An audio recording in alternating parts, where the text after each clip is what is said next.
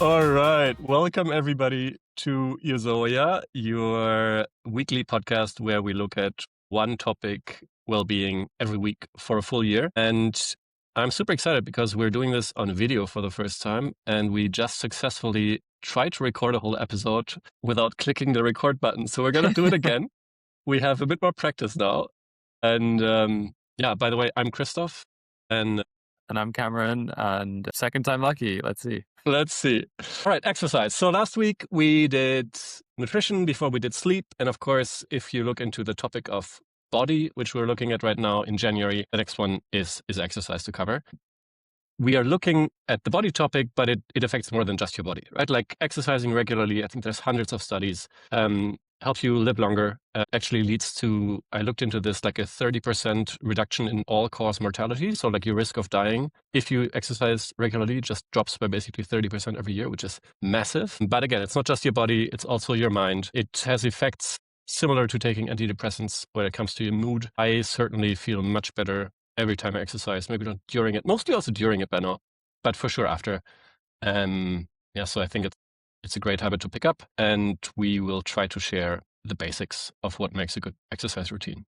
Anything I forgot, Cam? That sounds great. Yeah, and I think there's basically three kind of main aspects to exercise, or that's going to get you most of the way there. It's cardio, strength training, and then stability and mobility. So maybe starting with cardio. Within cardio, there's kind of two important types. One is your zone 2 endurance training. So this is where you're going to be able to talk while you're exercising, probably not able to sing. That's kind of a simple metric to see if you're in zone 2.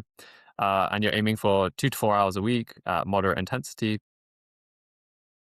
This could be like on the treadmill, on the bike, rowing, even hiking, something like this. And then the second one is VO2 max training or HIIT training. This is basically your max capacity training.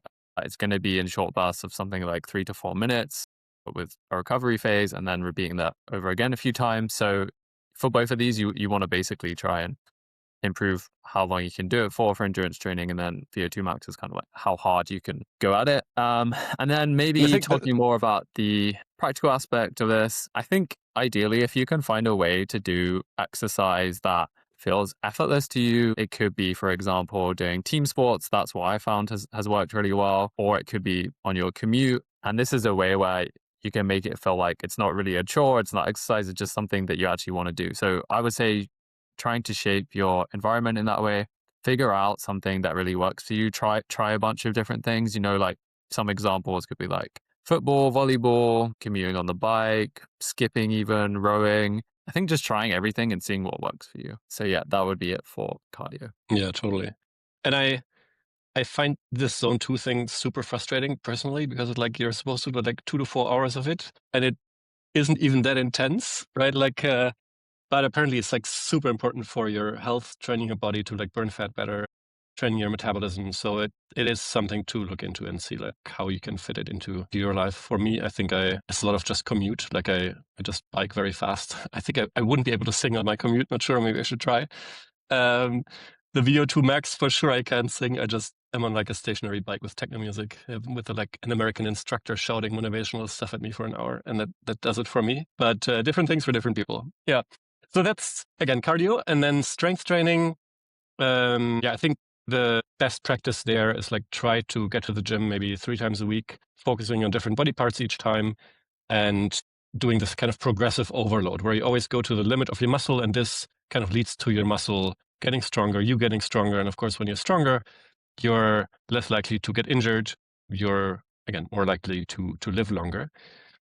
Now, I used to be somebody who would like avoid the gym at all costs. My identity was the identity of a nerd, and that didn't really go well with the identity of a gym bro. But I really regret that I didn't start earlier. Once I started, I got a personal trainer to explain me how it works. I think there's like you should definitely do this with somebody who can show you how to do it. Then it's less intimidating, more fun, and you're less likely to injure yourself. But like once I started doing it, I really learned this is something I enjoy. I can like listen to podcasts while I do it. I kind of see how I'm getting better. I like that it's not like intense in the moment, but then not intense as cardio. I think this is going to be a topic through all of this.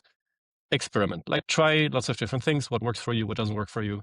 And for sure, if you've never been to the gym like me a few years ago, like give it a try. Yeah, definitely. And I think, like you said, it's definitely worth either going with a buddy or getting a tour or a personal trainer. I think it can be quite intimidating to go the first time alone, and lots of people are intimidated. But if you can kind of get over that hump, it can be really useful too. So moving on to stability and mobility, this is going to be your kind of like yoga, stretching, Pilates, similar exercises like this. One of the reasons it's important is that if you don't have this, you have a higher risk of injuring yourself, especially as you get older. And a simple test to see where you are at mobility and stability is even just standing on one leg for 30 seconds or so. And a bonus could be trying this with your eyes shut, and that might give you a kind of gauge of where you're at. And then similar to cardio, I'd encourage everyone listening to try a bunch of different exercises. This has come up a few times now, but there's so many different like types of yoga you can do and exercises, or like even ways you could do it. You could do yoga with a friend. You could try a studio, bunch of courses there. You could even do like a YouTube series. I know there's a bunch of like 30-day courses out there, and that's a good free way to do it. You could even try stretching in the shower. I think some more fun ones, maybe like dance-based mobility, climbing, bouldering, acro classes, this sort of thing. So again, like I think it's worth just trying a bunch, which may be a bit painful at first, but once you find one you really like, it makes it a lot easier. That for me was Kundalini yoga, which I do most days. Christoph, I don't know if you have a favorite kind of stretching or mobility routine you do as well. I love Ashtanga yoga. At least I did for a while.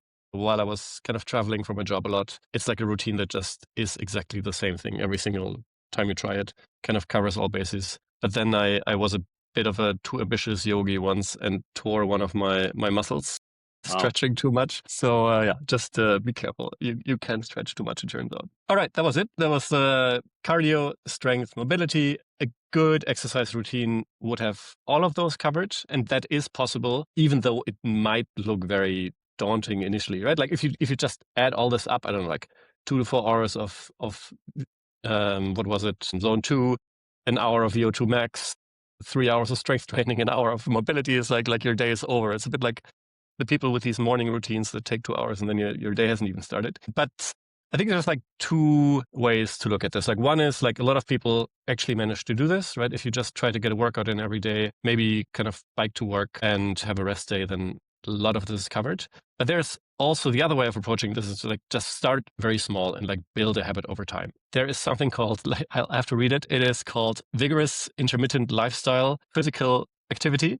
It's something that actually Gemini found while we did some research for this podcast. And basically, it's been shown that even if you just do 4 minutes of exercise, kind of 4 to 5 times a day, like think like a few push-ups, a bit of planks, a bit of like squats, maybe in a meeting that's boring, or while your kid is sleeping, or just run up the stairs. This can get you not as much as like 8 hours of exercise a week, but can get you already pretty far. So maybe that's a place to start. But again, as Cam already said, as I said before, experiment a bunch, see what works for you. The best exercise routine is one that works for your life and not one that you do in January and then kind of forget about again. We wrote a whole guide about behavior change on our website, euzoia.org. You can have a look there. Any other thoughts? Yeah, maybe one final bonus exercise that I think it helped me a lot recently is playing VR table tennis on like a Meta Quest headset, because it's getting cold. It's winter. Sometimes you don't want to go outside and exercise. So this one's something I can do indoors, and it's really, really fun as well. Is it like physically hard? It Like do is. you break a sweat? Yeah. Yeah, for Wow. sure. Because you're playing other players in the game, and it's competitive. And That sounds so fun. there's like cricket and all these other sports you can try on there as well. But I found table tennis to be the best of the VR. And that's the future of gaming. I think we're onto There you something go. here. All right, cool. Well, next week the topic is going to be other. Very exciting. It's basically anything in the kind of physical health category that's not sleep, not nutrition, and not exercise. And we're still looking exactly what the main things are. We'll cover there. So if you have something that you feel like should for sure be covered, drop us a note, send us an email, add a comment, reply to our newsletter. If you're not yet signed up to the newsletter, definitely sign up to the newsletter. And then you'll see next week which topics we decided for. See you until then. Amazing. See you next week. Bye.